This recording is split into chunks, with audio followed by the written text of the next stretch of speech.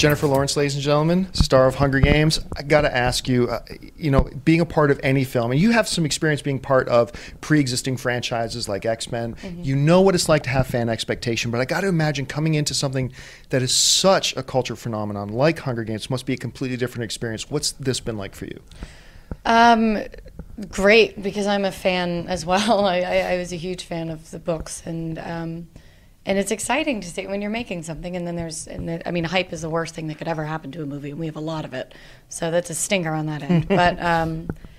But no, I mean, it's exciting. People are excited, and that's fun. Hey, everybody! Rowan. I'm with Elizabeth Banks. That's me. How you doing, Elizabeth? I'm doing so great. Thank you for asking. Well, thank you for being here. So let's talk about Hunger Games for a second. Let's do it. You are very busy. We just talked a few days ago about Man on a Ledge. That's right. You and I are well acquainted. Yes, we are. So what was it about the Hunger Games, but specifically a character like Effie, that made you go, yeah, this is something I want to do? Well, first of all, I love the storytelling in the books. I'm a huge super nerd fan of the books. I was an early adopter. I read them a long time ago.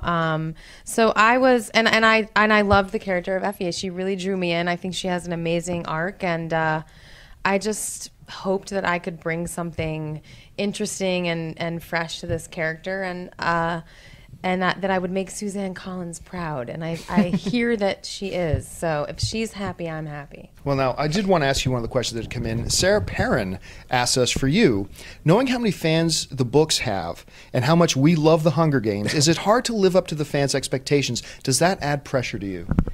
You know, in the beginning it does, before you get started, because you think about it and you think about how this is such a beloved book and there's so many fans.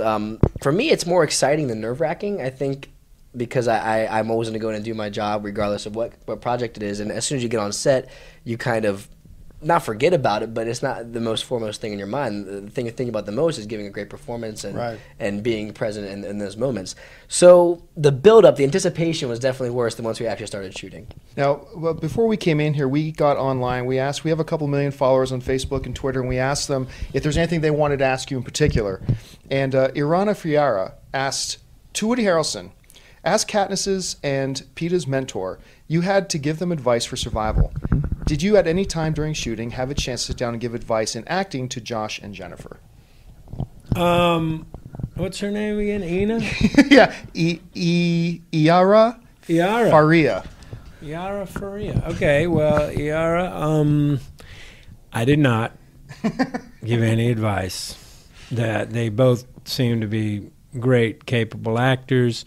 And far be it from me to try to give advice in that category as well as in the category of how to handle your career. I figured I'd spare them that little tutorial.